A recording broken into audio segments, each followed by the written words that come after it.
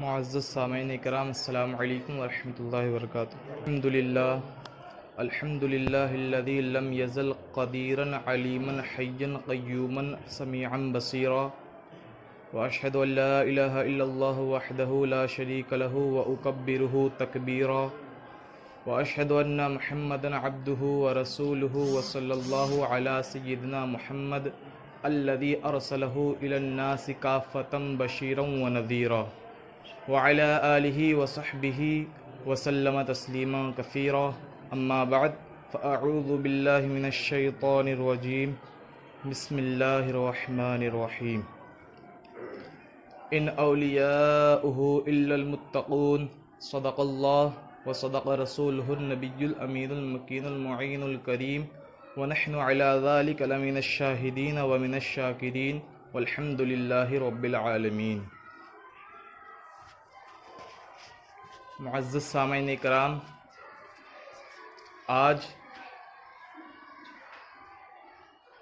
ربیع النور شریف کی آخری تاریخ ہے اور ربیع الغوث کی ابتدا ہونے جا رہی ہے۔ حضور سید عالم صلی اللہ تعالی علیہ وسلم سے نسبت حاصل کرنے والے مہینے کا اختتام ہو رہا ہے، اور حضور کے سب سے بڑے عاشق اور حضور کے سب سے بڑے چاہنے والے اور نائب مصطفیٰ کہہ لیجئے جنہیں، ان کے مہینے کی ابتدا ہونے جا رہی ہے۔ غوث اعظم رضی اللہ تعالی عنہ کا نام سنتے ہم اور آپ کے ذہن میں کیا آتا ہے؟ تو اکثر کا جواب یہی ہوتا ہے کہ ایک ولیوں کا تاجدار ہوتا ہے، ایک ایک کرامتوں والا ولی، ایک باکمال ولی، لیکن ان سب کے اندر ہماری نظریں صرف کرامتوں تک محدود رہ جاتی ہے۔ غوث اعظم رضی اللہ تعالی عنہ کا مقام، جو آپ کا مقام ہے، وہ ہے مقام غوثیت کبریٰ۔ جب سید عالم صلی اللہ تعالی علیہ وسلم اس دنیا فانی سے تشریف لے گئے تو حضرت سیدنا ابو بکر صدیق رضی اللہ تعالی عنہ کو یہ مقام عطا کیا گیا۔ غوثیت کبریٰ کا مطلب یہ ہوتا ہے کہ اس زمانے میں جتنے لوگ ہوں، جتنے ولی ہوں اور جتنے قطب و ابدال ہوں، وہ سب ان کے نگہبانی میں ہوتے ہیں۔ پھر حضرت عمر اور پھر حضرت عثمان اور پھر حضرت علی رضی اللہ عنہ مجمعین تک یہ سلسلہ، یہ مقام منتقل ہوتا رہا۔ پھر امام حسین رضی اللہ تعالیٰ عنہ کے نسل میں چلتا ہوا حضرت سیدنا موسیٰ کاظم رضی اللہ تعالیٰ عنہ تک آ پہنچا، اور پھر اس کے بعد سے لے کر حضرت سیدنا امام مہدی رضی اللہ تعالی عنہ کے تشریف لانے سے قبل تک یہ سارا وقفہ اور یہ سارا زمانہ سرکار غوث اعظم کا ہے۔ یہ پورا زمانہ غوث اعظم کا ہے، اس پر حکومت غوث اعظم کی ہے، اس پر ہر چیز کا اختیار غوث اعظم کی ہے۔ تو ہمارا آپ بڑے خوش نصیب ہے کہ سرکار غوث اعظم کی نگہبانی میں زندگی گزار رہے ہیں۔ اچھا، غوث اعظم رضی اللہ تعالیٰ عنہ کا مقام کیا ہے؟ آئیے عاشق غوث اعظم رضی اللہ تعالیٰ عنہ سے پوچھتے ہیں۔ میری مراد امام عشق و محبت، امام اہل سنت، سیدی سرکار اعلیٰ حضرت رضی اللہ تعالیٰ عنہ یوں فرماتے ہیں کہ تم نے غوث اعظم کے دربار میں بہت بڑوں کو دیکھا ہوگا، میں چھوٹے سے سٹارٹ کرتا ہوں۔ فرماتے ہیں، جو تیرا طفل ہے کامل ہے یا غوث، جو تیرا طفل ہے وہ کامل ہے یا غوث، تو فیلی کا لقب واصل ہے یا غوث، اور تصوف تیرے مکتب کا سبق ہے، تصوف تیرے مکتب کا سبق ہے، تصرف پر تیرا عامل ہے یا غوث۔ اور غوث اعظم کا مرتبہ ان لفظوں میں اعلیٰ حضرت بیان فرماتے ہیں کہ صحابیت ہوئی پھر تابعیت، صحابیت ہوئی پھر تابعیت، بس آگے قادری منزل ہے یا غوث، بس آگے قادری منزل ہے یا غوث۔ اور اعلیٰ حضرت اپنی غلامی کو یوں، اپنے غلام ہونے کا یوں اظہار کرتے ہیں اور فرماتے ہیں کہ رضا کے کام اور رک جائیں، حاشا، کہ رضا کے کام اور رک جائیں، حاشا، تیرا سائل ہے، یعنی اعلیٰ فرماتے ہیں کہ میں یا غوث اعظم تیرا سائل ہے اور تو باذل ہے یا غوث۔ باذل مانے عطا کرنے والا، خرچ فرمانے والا۔ تو یہ غوث اعظم رضی اللہ تعالیٰ عنہ کی شان بیان فرمائی حضور سیدی سرکار اعلیٰ حضرت رضی اللہ تعالیٰ عنہ نے۔ لیکن ایک بات یہ ہے کہ کیا سرکار غوث اعظم رضی اللہ تعالیٰ عنہ کا جب نام لیا جائے صرف اتنا سوچا جائے کہ ایک باکرامت ولی، کیا صرف اتنا سوچا جائے اور اتنا سمجھا جائے اور ان کی سیرت سے اتنا ہی لیا جائے جتنی ان کی سیرت کرامتوں پر مشتمل ہے؟ یقیناً آپ اتنے باکرامت ہیں کہ امام جرح و تعدیل حضرت سیدنا امام ذہبی رضی اللہ تعالیٰ عنہ، جو امام جرح و تعدیل میں بہت بڑا مقام رکھتے ہیں، آپ فرماتے ہیں کہ غوث اعظم کی کرامتیں ہم تک تواتر کے ساتھ پہنچی۔ تواتر کی تعریف بہت بڑی ہوتی ہے جس میں سندوں کا بھی اعتبار نہیں کیا جاتا، سندوں کا اعتبار بھی ساقط کہ ضعیف راوی ہے کہ اس سے کوئی بحث نہیں۔ جب روایت متواتر ہو جائے تو اس کی سندوں سے بھی بحث نہیں، اب جو کہا جائے گا کہ غوث اعظم نے ایسا کیا ہے تو مان لیا جائے گا بس۔ آپ کی کرامتوں کا ڈنکا اتنا ہے کہ دیکھیے محدثین اعظام جلدی کسی کی کرامت کو تسلیم نہیں کرتے اور کسی کو جلدی ولی بھی نہیں کہتے، لیکن یہ امام جرح و تعدیل امام ذہبی ہیں جنہوں نے کہا کہ غوث اعظم کی کرامتوں کا سلسلہ ہم تک نقل متواتر ہو کر پہنچا ہے۔ یہ آپ کا مرتبہ ہے کرامت میں، یقیناً ہے، لیکن کیا آپ کی زندگی، آپ کی سیرت طیبہ کرامتوں پر منحصر ہے؟ کیا آپ صرف کرامتیں دکھانے آئے تھے؟ نہیں، یہ بہت ہی ظلم ہوگا اپنے ساتھ بھی اور اپنی نظروں کے ساتھ بھی کہ غوث اعظم رضی اللہ تعالیٰ عنہ کی کرامتوں پر اپنی نظروں پر اکتفا کر لینا۔ میں آگے انشاءاللہ بتاؤں گا کہ یہ کرامتوں کی حیثیت کیا ہے اور غوث اعظم کا مرتبہ کیا ہے۔ کرامتوں کی دہلیز بہت چھوٹی ہے، میرے غوث کا عالم بہت نرالا ہے۔ حضور غوث اعظم رضی اللہ تعالیٰ عنہ کی آئیے حضور غوث اعظم کی سیرتوں سے چند نور حاصل کریں کہ وہ نور والے کے گھرانے سے ہیں، یقیناً وہ نور دیتے ہیں۔ حضور سیدی غوث اعظم رضی اللہ تعالیٰ عنہ مادر زاد ولی ہے، یہ تو سب جانتے ہیں کہ یقیناً آپ مادر زاد ولی ہیں، لیکن ذرا آپ سوچیں کہ سرکار غوث اعظم رضی اللہ تعالیٰ عنہ کو ان کی والدہ نے مکتب بھیجا تھا کہ نہیں بھیجا تھا؟ کبھی اس پہ غور کیا ہے؟ اس پہ تو ہم نے غور کیا کہ جب آپ مکتب میں تشریف لے گئے تو آوازیں آتی تھی کہ اللہ کے ولی کے لیے جگہ چھوڑ دو، لیکن کیا ہم نے اس پر غور کیا کہ غوث اعظم ہیں، آپ کی والدہ بھی ولیہ ہیں، وہ بھی جان رہی ہیں کہ یہ میرا بیٹا کس مرتبے پر فائز ہے، پھر بھی غوث اعظم کو مکتب بھیج رہے ہیں اور غوث اعظم مکتب جا رہے ہیں؟ کیا اس سے یہ درس حاصل نہیں ہوتا ہے کہ ہر پیر کو پڑھا لکھا ہونا چاہیے؟ کیا اس سے یہ حاصل نہیں ہو رہا ہے کہ پیر کے شہزادوں کو مکتب کی دہلیز پار کرنی چاہیے؟ کیا اس سے یہ پتہ نہیں چلتا کہ علم کی اہمیت کتنی زیادہ ہے؟ ارے آپ کو تو اللہ نے آپ کے بارے میں یہ بتایا جاتا ہے کہ علم لدنی کے 80 دروازے کھول دیے گئے آپ پر۔ آپ کا مرتبہ تو علم میں اتنا اعلیٰ ہے، لیکن آپ جا رہے ہیں مکتب، آخر کیوں جا رہے ہیں؟ یہ بتا رہے ہیں اے میرے ماننے والوں، اے میرے چاہنے والوں، میں جس طرح آج مکتب میں جا رہا ہوں، سن لو کل تمہیں بھی مکتب جانا ہے تاکہ تم میرے غلام بننے کا دعویٰ پورا کر سکو۔ یہ صرف دعوے بازی سے کام نہیں چلنے والا کہ ہم غلام غوث اعظم ہیں، غوث اعظم کے نقش قدم پر بھی چلنا ہوگا۔ آئیے اور آگے چلیے، سرکار غوث اعظم ہے ایک کرامت، یہ بھی آپ اور ہم بہت زیادہ جانتے ہیں، آپ مجھ سے زیادہ جانتے ہیں حضور غوث اعظم کی کرامتیں کہ جب غوث اعظم رضی اللہ تعالیٰ عنہ کا بچپن کا زمانہ تھا، ایک قافلہ حج کو جا رہا تھا، غوث اعظم نے فرمایا اے والدہ مجھے اجازت دیں میں بھی حج کرنے جاؤں، میں بھی اللہ کے کعبے کو دیکھوں۔ والدہ نے چھوٹے ہونے کی وجہ سے آپ کو منع کر دیا اور اجازت نہ دی، تو آپ روتے روتے چھت پر چلے گئے اور آپ کی آنکھ لگ گئی، تو کیا دیکھتے ہیں کہ خود کعبہ معظمہ حضور سرکار غوث اعظم کا طواف کر رہا تھا۔ اتنا بڑا مرتبہ ہے۔ لیکن آپ کو میں اور آگے لے کے چلوں، جب غوث اعظم رضی اللہ تعالیٰ عنہ کی عمر 18 سال ہوئی تو آپ کو یہ حکم ہوا کہ آپ جائیں اور مدرسہ نظامیہ میں تعلیم حاصل کریں۔ اس کا کیا مطلب ہے؟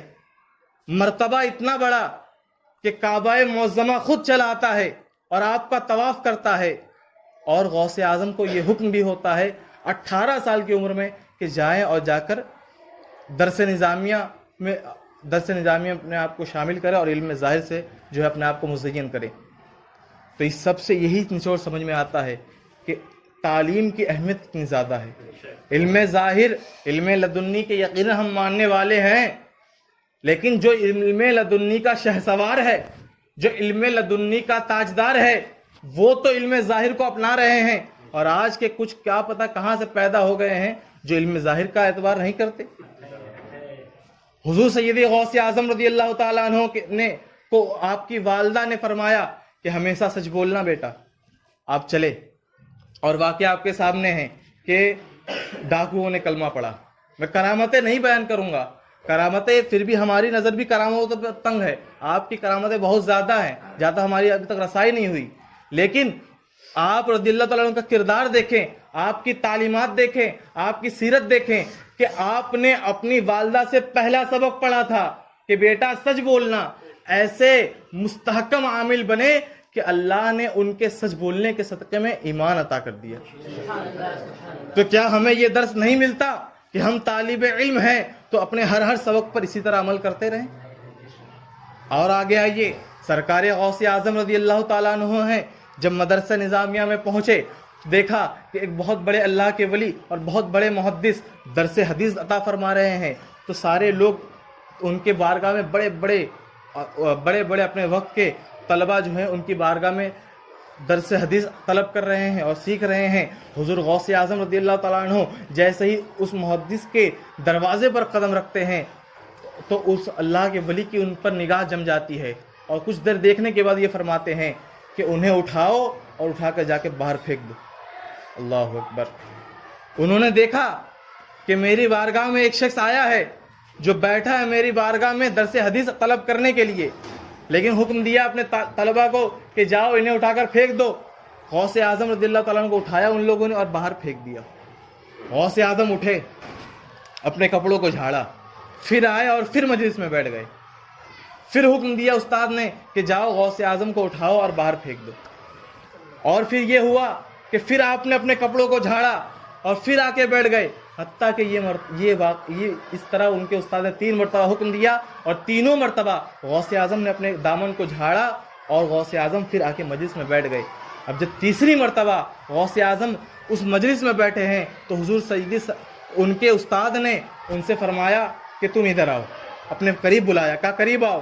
قریب آئے، غوث اعظم کا ہاتھ پکڑا اور اپنے بازو میں بٹھا لیا۔ اب طلبہ پریشان تھے کہ آخر کیا معاملہ ہے۔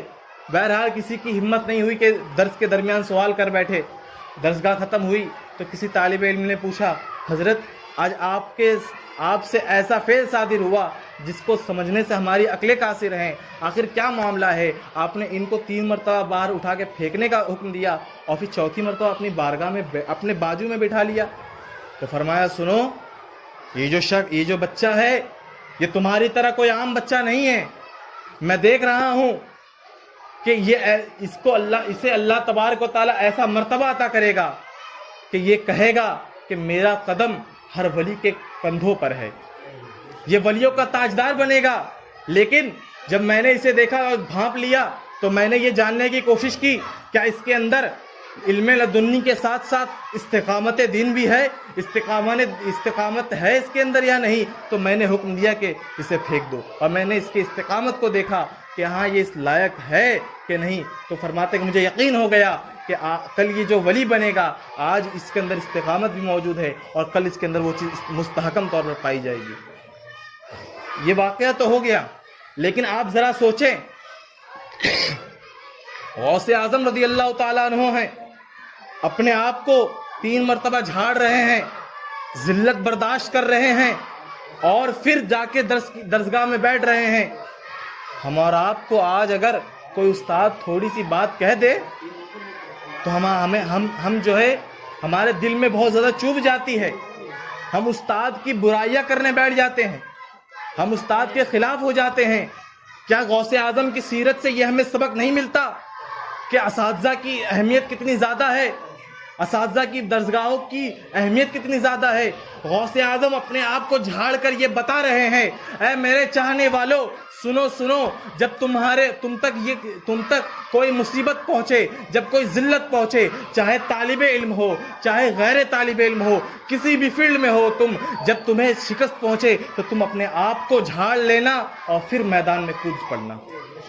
تو پتہ چلا کہ جو غلام غوث اعظم ہوا کرتا ہے وہ کبھی ہار نہیں مانتا، چاہے زمانہ جتنا ہی زیادہ ٹکر دے، وہ گرتا تو ہے لیکن مردہ نہیں ہوتا، وہ گرتا تو ہے، ہمت نہیں ہارتا۔ آگے چلیے، حضور سیدی سرکار غوث اعظم ہیں، جب آپ نے کثیر علماء سے، بڑے بڑے فضلاء سے علم دین حاصل کی، یہاں تک کہ آپ کے ایک استاد ہیں، ان کا نام قاضی مبارک ہے، ان کی بارگاہ میں جب غوث اعظم رضی اللہ تعالیٰ عنہ جاتے تو نہایت ہی ادب بجا لاتے اور بہت ہی ادب کے ساتھ آپ کی بارگاہ میں درس حاصل کرتے۔ تو ایک مرتبہ استاد نے کہا کہ بیٹا سنو کہ آج ظاہری طور پر اگرچہ ہمارا ڈنکا بول رہا ہے، آج ظاہری طور پر اگرچہ ہر ایک ہمیں جانتا ہے، لیکن کل ایک دن آئے گا جس دن ظاہری طور پر بھی حکومت تمہاری ہوگی اور باطنی طور پر بھی حکومت تمہاری ہوگی۔ غوث اعظم کا مرتبہ یہ ہے، استاد بھی جان رہے ہیں کہ مجھ سے بڑا یہ ہے، لیکن اپنے سے چھوٹے ہونے کے باوجود استاد کا ادب کتنا کر رہے ہیں، اپنے سے چھوٹے ہونے کے باوجود ان سے علم حاصل کیسے کر رہے ہیں۔ آج اگر ہمیں کچھ مسائل زیادہ معلوم ہو جائے تو ہمیں لگنے لگتا ہے کہ ہم اپنے استاد سے بڑھ گئے، ہماری زبان دراز ہونے لگ جاتی ہے۔ ہم افسوس تو اس بات کا بھی ہے بڑا کہ آج عورتیں جتنا زیادہ غیبت آپس میں کرتی ہیں، کچھ اس سے کم و بیش غیبت ہم اپنے اساتذہ کی کرتے نظر آتے ہیں۔ کیا غوث اعظم کی سیرت سے ہمیں یہ درس نہیں ملتا کہ اپنے اساتذہ کی کس قدر جو ہے ان کی تعظیم بجا لانا چاہیے؟ وہ تو اتنے بڑے ہونے کے باوجود اپنے سے چھوٹوں سے سبق حاصل کرتے تھے، اور ہمارا کیا حال ہے؟ ہم تو کسی کھیت کی مولی نہیں ہیں۔